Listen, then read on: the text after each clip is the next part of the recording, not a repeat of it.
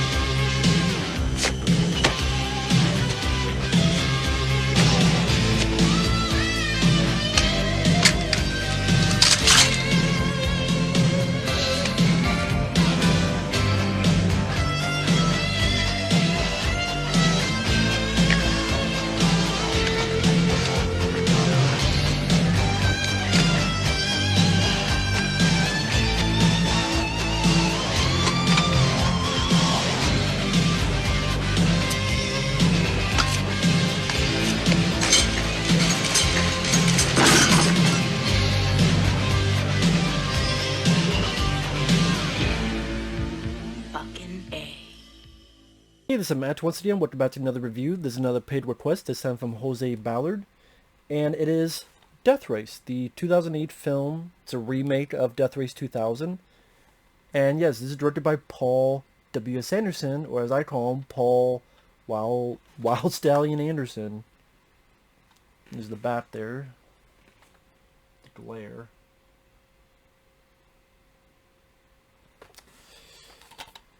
Commentary with Paul W.S. Anderson and Jeremy Bolt on the unrated version.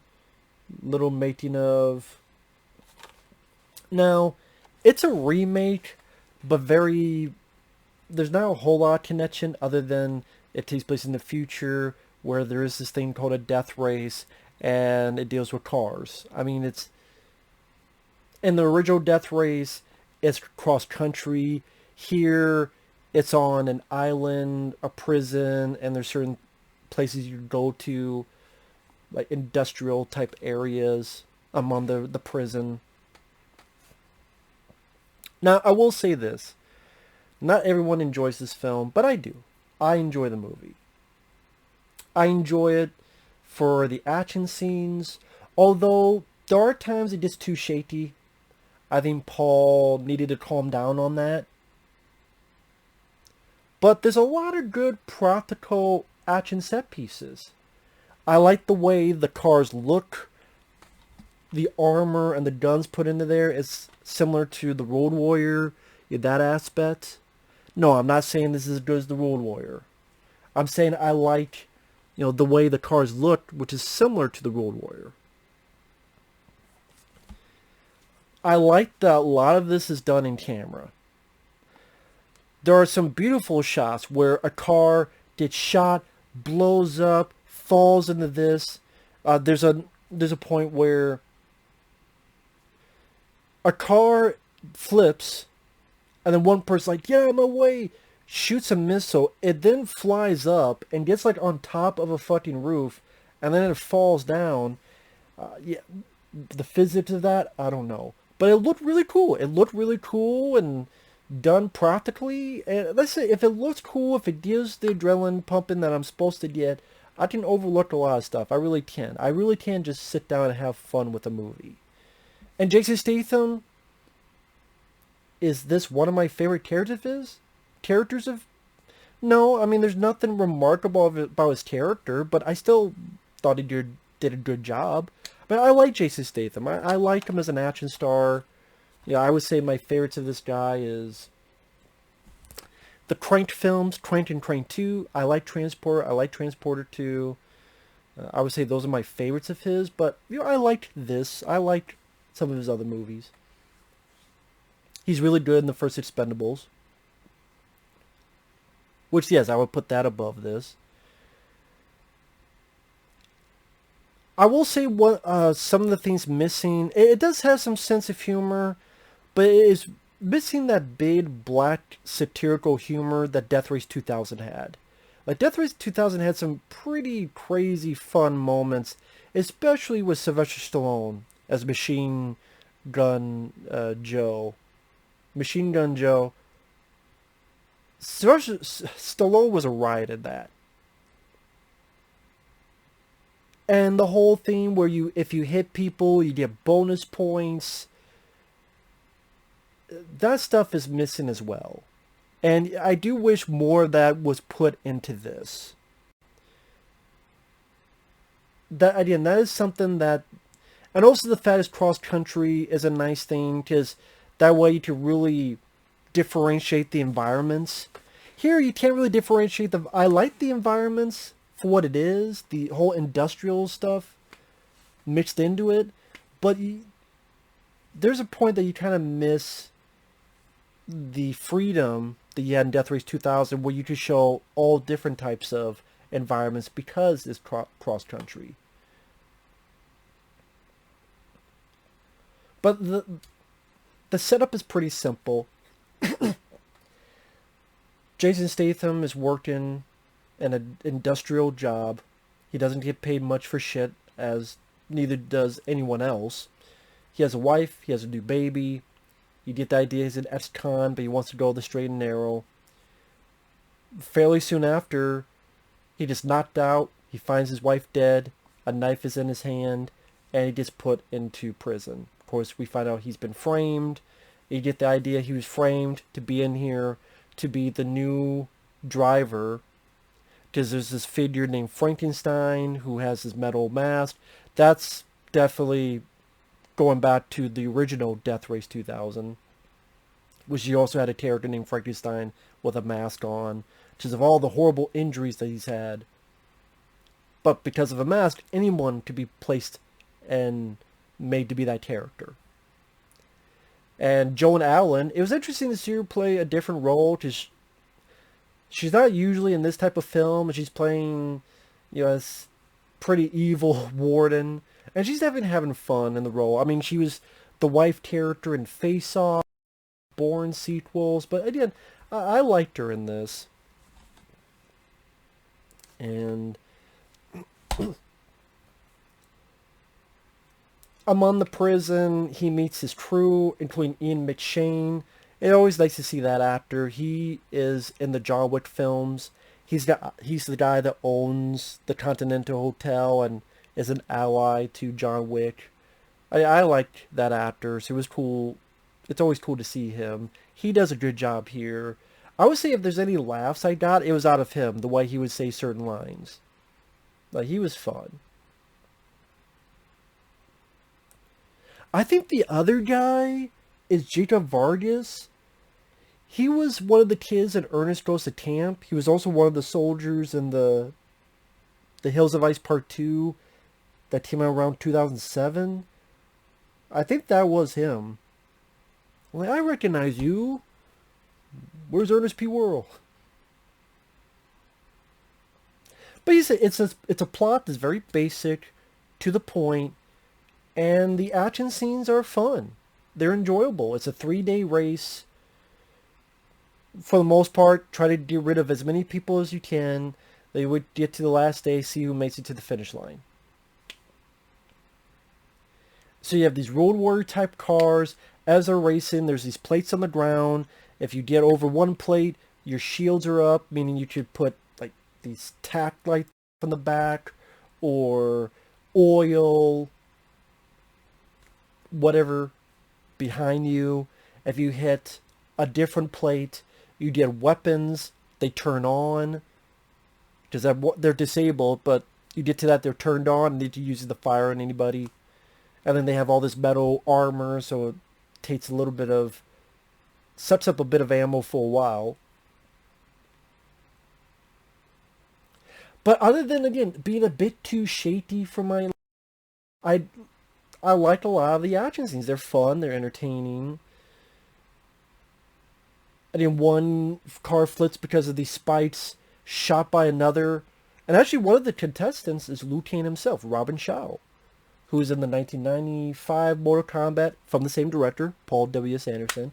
He was also in Beverly Hills Ninja with Chris Farley. So it was cool to see him.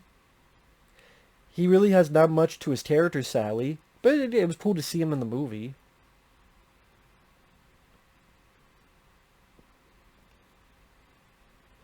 There's a bit of blood in it. There's a guy whose car gets wrecked and he's talking shit. And Tyrese, who this time plays Machine Gun Joe, he swerves and knocks the guy, and the guy pretty much explodes. Pretty decent gore. It's not an entirely gory movie, sadly, but except that one moment. So that's the thing, that it would have been nice to see a bit more gore, a bit more blood. That would have been nice to see. Because it is rated R. Like I said, there are flaws. Again, race scene's a bit too shaky. Would have been nice to see a bit more gore, a bit more of the satirical edge that Death Race 2000 had. Other issues. When there's a fight scene, way too shaky. Paul W.S. Anderson, I don't understand what the fuck. You did Mortal Kombat. You knew how to handle fight scenes in those. I don't know what the hell you were thinking with this film. So, like, the fight scenes with Jason Statham, he fights some people in a garage. It shows the impact, but just too fucking shaky. And Tyrese, I like Tyrese, but his Machine Gun Joe is just nowhere near Sylvester Stallone. And then his character goes through a weird... I'll get to that later, but that's another thing that I had issues. So again, I do have issues with the film, but like I said, Statham, I liked him, but I'm a fan. I liked Ian McShane. Joan Allen was fun. And the death rate itself was entertaining. There's a point where Jason Statham drives backwards, is firing guns ablazing. There's a point where Joan Allen, this dreadnought, this big fucking tanker, fucking people up left and right. Other drivers. Again, a lot of nice practical stuff. Practical cars, practical explosions. When they fuck up this thing, Jason Statham, Tyrese, they go over a plate, I should say, go over a plate on the ground that releases death traps. It fucks this thing up. And the way that's shot and done in slow motion, a lot of it done for real, looks cool, looks pretty impressive. And those do create some nice adrenaline pumping moments. And it is R-rated, it doesn't hold back on the language and stuff of that nature. There's also an unrated cut. I don't know the difference, because I didn't watch both versions.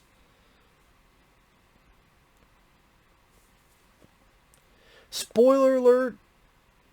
Spoilers. At the end, it was a bit weird. I mean, when you get to the third day, it's just Tyrese and Jason Statham. Statham tells Tyrese, hey, we need to have a conversation. Pretty much they're doing a race. Things seem like it's going to be over for Statham. Tyrese shoots the rockets. Statham moves out of the way. Blows up a piece of the wall. They both get on. Because they realized in a previous day I should say, that's where the exit is. You blow a piece of that wall, boom, there you go. So I get, hey, I'll work with this guy because it'll be my way out. The thing that was confusing is then afterward, sort of our epilogue, Tyrese is now kind of this, oh, he's a funny guy. Well, I should say funny. I make him sound like his character in Fast and Furious.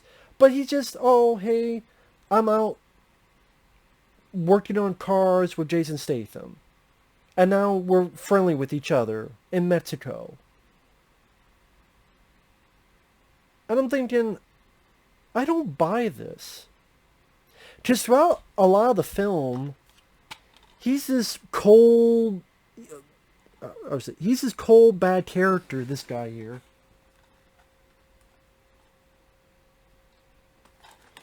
That the running joke is he always has a guy with him, and they always get killed. No matter what. Something happens and they get killed. And he doesn't care. There's even a point that he kicks a guy out and he dies. It's like, this guy doesn't give a shit about that, anybody. But yet now I'm supposed to buy that he's friendly with Jason Statham and working in Mexico. I guess you could say, well, the guy got him out.